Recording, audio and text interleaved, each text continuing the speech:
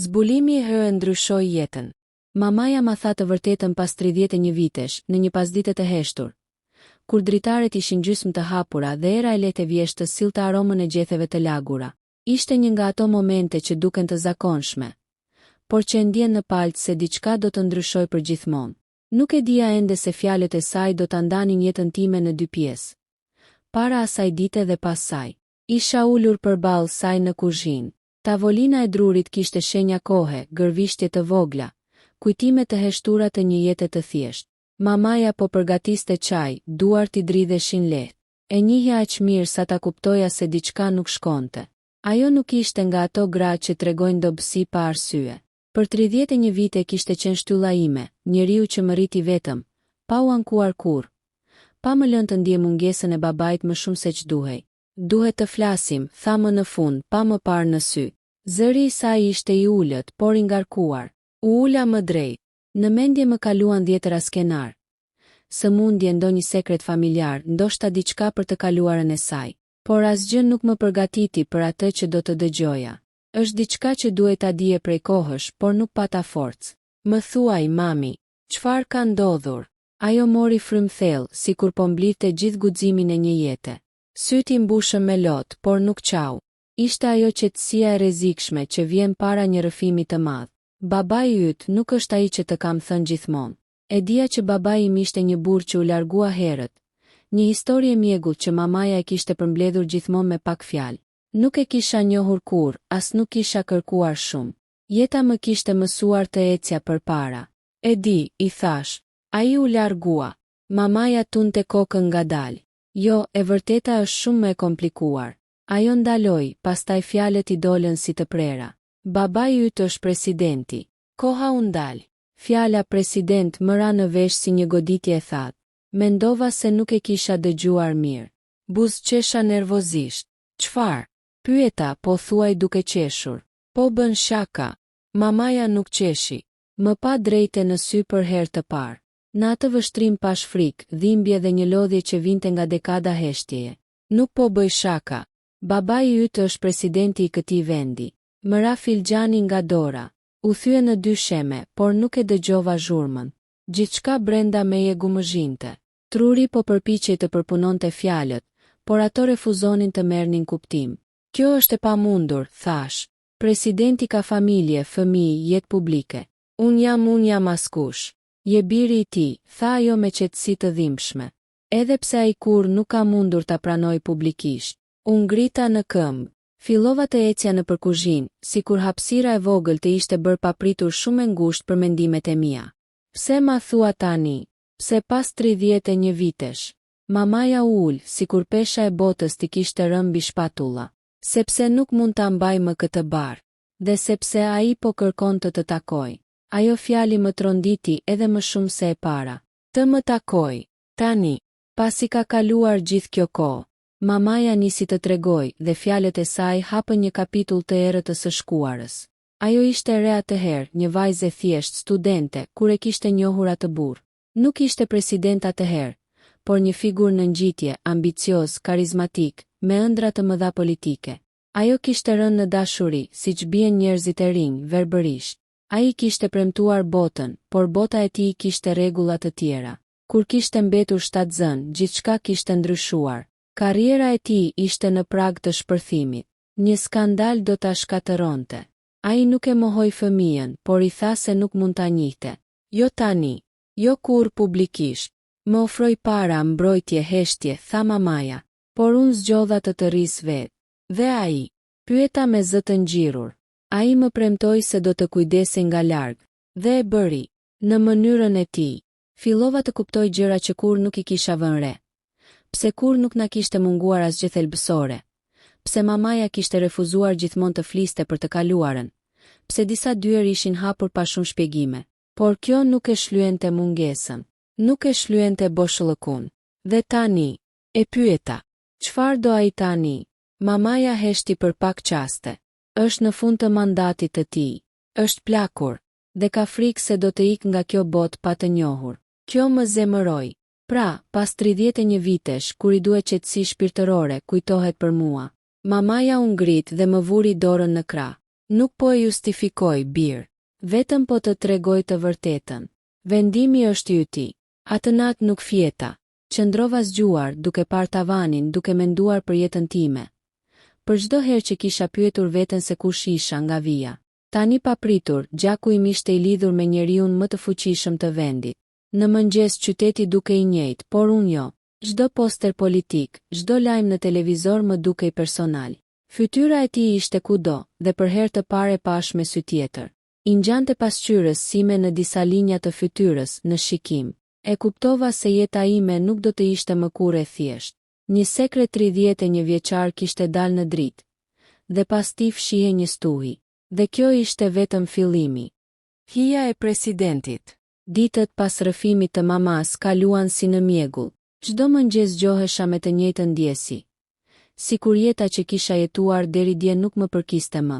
Emri im ishte i njëjtë, shtëpia po ajo, rrugët e qytetit nuk ishin ndryshuar. Por brenda meje gjithçka ishte përmbysur. Ishte e frikshme sa shpejt një e vërtet e vetme mund të rrëzonte gjithë themelet e identitetit. Mamaja nuk më nxiste të flisja. Më linte hapësirë si gjithmonë, por heshtja mes nesh tani kishte një peshë tjetër. Nuk ishte më heshtja e mungesës së një babai të panjohur.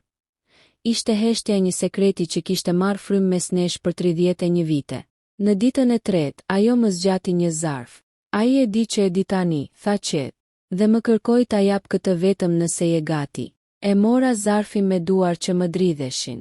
Ishte i thjesht, pa logo, pa shenjë zyrtare. Vetëm emri im i shkruar me dorë. Një shkrim i rregullt, i sigurt. Shkrimi një njeriu që ishte mësuar të nënshkruante vendime për miliona njerëz. E hapa ngadalë. Bir. Vetëm ajo fjalë më shpoi zemrën. Letra ishte e shkurtër, por çdo fjalë i peshonte sigur. Ai nuk kërkonte falje drejt për drejt. Fliste për rrethana, për presion, për zgjedhje të vështira. Thoshte se më kishte ndjekur nga larg, se ishte krenar, se nuk kishte kaluar ditë pa menduar për mua. Në fund, vetëm një fjalë e thjesht. Dua të të takoj. Jo si president, por si babai yt. E mbylla letrën dhe u ula. Zemërimi më erdhi i pari. Si guxonte të fliste për krenari, kur kishte munguar gjithë jetën time. Si guxonte të më kërkonte diçka tani. Kur unë kur nuk i kisha kërkuar asgjë. Por pas zemërimit erdhi konfuzioni. Një pjesë e imja, e vogël por këmbëngulse, donte përgjigje. Donte ta shihte në sy. Donte të dinte nëse ajo ngjashmëri që shihja në ekran ishte reale apo vetëm fantazi. Nëse shkon, tha mamaja atë mbrëmje, nuk do të jetë e lehtë. Jeta jote do të ndryshoj. Po nëse nuk shkoj, e pyeta. Ajo buzëqeshi me trishtim. Edhe atëherë do të ndryshoj. Sepse tani e di. Vendosa ta takoj. Takimi u organizua në heshtje të plot. Jo në pallatin presidencial, jo para kamerave. Një vilë jashtë qytetit, e ruajtur, e fshehur pas mureve të larta dhe pemëve të vjetra. Kur makina ndaloi, ndjeva një shtrëngim në stomak. Ishte si të shkoja drejt një gjyqi, ku nuk e dija kush ishte i akuzuari dhe kush gjykatësi. Ai po më priste në një sallon të madh, por pa madhështi, pa flamuj, pa zyra. Vetëm një burr rreth të 70-tave, me flokë të thinjur dhe shikim të lodhur. Presidenti që shihja çdo ditë në televizor duke ndryshe këtu. Më i vogël, më njerëzor. U ngrit kur më pa. Faleminderit që erdhe, tha. Zëri i tij ishte i njohur, por më i butë. Për disa sekonda qëndruam në heshtje, duke u parë. Ishte e çuditshme sa shumë i ngjanin duart e tij të mia. Nuk jam këtu për protokoll, i thash ftohtë. Jam këtu për përgjigje. Ai uli kokën. E meritoj këtë ton. Pastaj shtoi. E di që jam vonë. Shumë vonë. Folëm për orë të tëra. Ose më saktë ai foli dhe unë dëgjova. Për frikën, për kompromiset, për mënyrën se si pushteti të detyron të sakrifikosh gjithçka private. Nuk e justifikonte veten plotësisht, por as nuk e mohonte zgjedhjen e tij. Nëse do ta pranoja publikisht, tha, jeta jote do të ishte shkatëruar. Do të ishe rritur në hijen time, jo si vetja jote. Dhe mendon se kjo ishte më mirë. E pyeta ashpër, të rritesha pa baba. Ai nuk kishte përgjigje. Në fund më shikoi drejt në sy. Nuk po kërkoj asgjë nga ti. As falje, as emrin tim. Vetëm një shans të njoh. Kur u largova nga vila, ndjeva sikur po lija pas një pjesë të vetes. Por edhe sikur po hapja një derë të rrezikshme. Sepse e kuptova diçka. Nëse vërteta dilte në dritë, jo vetëm jeta ime do të ndryshonte, por edhe e tij. Dhe ndoshta e gjithë vendit. Dikush tashmë kishte filluar të dyshonte. Telefoni im filloi të merrte mesazhe të çuditshme. Një gazetar më telefonoi gabimisht, duke bërë pyetje shumë specifike. Sekreti po rrite. Dhe stuhia që mamaja kishte frikë. Po afrohej me shpejtësi. Sekreti e ka. Qëndron RF. Pas takimit me të, asgjë nuk ishte më private. Edhe pse u betuam të dy për heshtje, e vërteta kishte një mënyrë të çuditshme për të dalë në sipërfaqe. Fillimisht erdhën thashethemet, si përshpëritje të largëta që nuk i kushton vëmendje. Pastaj erdhën shenjat e qarta se dikush po më vëzhgonte. Një makinë e zezë parkonte shpesh pranë pallatit tim. Nuk bënte asgjë, thjesht rinte aty. Një burr me kostum gripinte kafe në lokalin përballë çdo mëngjes, gjithmonë në të njëjtën orë. Kur kaloja pranë tij, më shikonte me një vështrim që nuk ishte as kurioz, as kërcënues, ishte profesionist. Nuk je më vetëm, më tha mamaja një mbrëmje kur ja tregova. Tani e pjesë e një loje që nuk e ke zgjedhur. Kjo fjali më goditi fort. Për herë të parë ndjeva frikë reale. Jo për veten, por për të. Mamaja kishte jetuar gjithë jetën larg kësaj bote. Dhe tani hija e pushtetit po i afrohej derës son. Ditët kalonin dhe presioni rritej. Një ish shok universiteti më shkroi papritur, duke më pyetur për babain tim biologjik. Një tjetër më sugjeroi me shaka se i ngjaja shumë presidentit. Çdo shaka ishte si një thikë e vogël. Një mbrëmje, mora një telefonat nga një numër i panjohur. Zoti, tha zëri në anën tjetër, po ju telefonoj nga zyra e presidentit. Piva. Ai dëshiron të flas me ju urgjentisht. Takimi i dytë nuk ishte i qetë si i pari. Këtë herë në sallë kishte edhe dy burra të tjerë. Këshilltar. Njerëz që nuk shikonin djalin, por rrezikun. Ka rrjedhje informacioni, tha njëri prej tyre pa hyrje. Dikush nga e kaluara juaj po flet me median. E kuptova me njëherë. Dikush që e njihte historinë, dikush që kishte pritur këtë moment. Presidenti duke i lodhur, më shumë se herën e parë. Nëse kjo del publikisht tani, tha ai, do të jetë një skandal kombëtar. Jo për mua, por për ty. Për mua. E pyeta me ironi. Unë jam ai që ka jetuar në hije gjithë jetën. Këshilltarët propozuan zgjidhje. Të gjitha më tingëllonin si shitje heshtjeje. Largim jashtë vendit, një identitet i ri profesional, mbrojtje financiare. Asnjë nuk përfshinte të vërtetën. Dua të vendos vetë, thash. Për herë të parë. Presidenti më pa gjatë. Pastaj largoi këshilltarët. Nëse zgjedh të flasësh, më tha, unë nuk do të ndal. Por duhet ta dish, kjo do të shkatërroj shumë gjëra. E vërteta nuk shkatëron, ju përgjigja. Gënjeshtra e bën këtë, por nuk isha aq i sigurt sa tingëlloja. Netët u bën të gjata. Mendimet më gërryen. Nëse flisja, bëhesha pjesë e një lufte politike. Nëse heshtja, vazhdoja të jetoj si një sekret i turpshëm. Mamaja ishte e prerë. Unë të rrita të lirë, jo të friksuar. Çfarë do që të zgjedhësh, do të jem me ty. Në atë moment kuptova se forca ime e vërtet nuk vinte nga gjaku presidencial, por nga gruaja që më kishte rritur. Por ora po rrihte. Një gazetë e madhe po përgatiste një artikull. Një foto e vjetër e mamas sime me të kishte dal nga arkivat. Ende pa emra, por me shumë pikë pyetje. Presidenti më thiri për herë të fundit para publikimit. Ka një mënyrë për ta kontrolluar këtë, tha ai. Një konferencë, një pranim i pjesshëm, pa detaje. E pash dhe kuptova se ai kishte frikë. Jo për pushtetin, për trashëgimin. Dhe atëherë mora vendimin që do të përcaktonte jo vetëm jetën time, por edhe fundin e historisë së tij. Vendosa të flas, por jo si djali i presidentit, si një njeri që kërkonte të vërtetën. Konferenca u lajmërua për ditën tjetër, dhe asnjëri prej nesh nuk ishte gati për atë që do të pasonte. E vërteta e RK mund të mbahet hije. Dita e konferencës erdhi më shpejt nga sa e kisha imagjinuar. Qyteti gumëzhinte. Televizionet kishin ndërprer programet e zakonshme.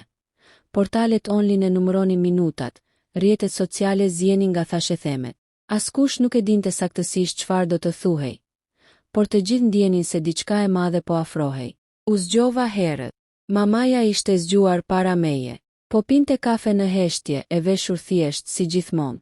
Në fytyrën e saj nuk ishte frikë, vetëm një qetësi të thellë të fituar me vite sakrifice. Ai e gati. Më pyeti. Nuk dija çfarë ti përgjigjesha. Gati për çfarë? Për të dalë para gjithë vendit, për të zhveshur nga anonimiteti, për të thënë një të vërtetë që do të trondiste pushtetin. Jam gati të jemi sinqert, I thash më në fund. Ajo buzëqeshi lehtë dhe më preku dorën. Kjo mjafton. Salla e konferencave ishte e mbushur plot. Gazetar, kamera, drita të forta. Presidenti ishte ulur në mes, me fytyrën serioze, por të kontrolluar. Në krahun e tij të djathtë ishin këshilltarët, në të majt një karrige bosh. Karrigja ime. Kur hyra, një murmurim kaloi nëpër sallë. Disa më njihnin tashmë nga fotot që kishin filluar të qarkullonin. Të tjerë më shikonin me kurreshtje, duke u përpjekur të kuptonin pse një I panjohur ishte pjesë e kësaj skene. Ula. Dritat u ndezën më fort. Presidenti mori fjalën I pari. Ai foli për jetën publike, për barën e përgjegjësisë, për gabimet personale që ndodhin edhe te njerëzit me pushtet. Fjalë të zgjedhura me kujdes. Politike. Të sigurta. Pastaj ndaloi. Ka një të vërtet personale, tha, që ka dalë në dritë dhe që nuk mund të mohohet më. Salla u mbajt fryma. Kam një djalë, vazhdoi ai, të lindur jashtë martesës sime, të cilin nuk ka mundur ta pranoj publikisht për shumë vite. Zhurma shpërtheu. Kamera u fokusuan tek unë. Pyetje u hodhën nga çdo anë, por ai ngriti dorën dhe heshtja u rikthye. Sot ai është këtu, dhe nëse dikush duhet të flas, është ai. Gjithë syt u kthyen nga unë. Në atë moment e ndjeva peshën e historisë mbi shpatullat e mia. U ngrita ngadalë. Duart më dridheshin pak, por zëri më doli I qartë. Nuk jam këtu si djali I presidentit, thash. Jam këtu si një njeri që për 31 vite ka jetuar pa baban e tij. Salla u qetësua. Edhe gazetarët ndalën për një çast. Jam rritur nga një grua e fortë, vazhdova, që zgjodhi dinjitetin mbi komoditetin, heshtjen mbi skandalin dhe dashurinë mbi pushtetin. Ajo është heroina ime. E pash mamas nga fundi I sallës. Syti shkëlqenin, por qëndronte drejt. Babai im zgjodhi ndryshe. Ai zgjodhi karrierën, frikën, sistemin. Nuk jam këtu për ta gjykuar, por jam këtu për të thënë se mungesa lë plag. Dhe këto plag nuk shërohen me heshtje. Pyetjet shpërthyen. A e falni presidentin? A do të merrni mbiemrin e tij? A do të përfshiheni në politik? Mora frym thellë. Falja është një proces, jo një deklarat për shtyp. Mbiemri im është ai që kam pasur gjithmonë.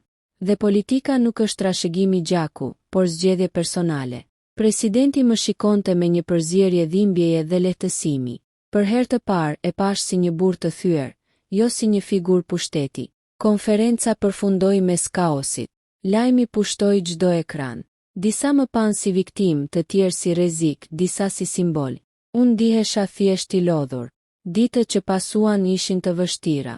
Telefonata pafund, oferta për intervista, kërcënime anonime. Mesazhe mbështetje nga njerëz që nuk I kisha njohur kurrë. Jeta ime e qetë kishte marrë fund. Presidenti dha dorëheqjen disa javë më vonë. Jo zyrtarisht për mua, por të gjithë e dinin se skandali kishte qenë pika e fundit. Historia e tij do të gjykohej nga librat, jo nga unë. Takimi ynë I fundit ishte I thjesht, pa kamera, pa protokoll. Nuk mund ta kthej kohën, më tha, por jam krenar për ty. E dëgjova. Nuk I premtova asgjë. Disa plag nuk mbyllen plotësisht, por mëson të jetosh me to.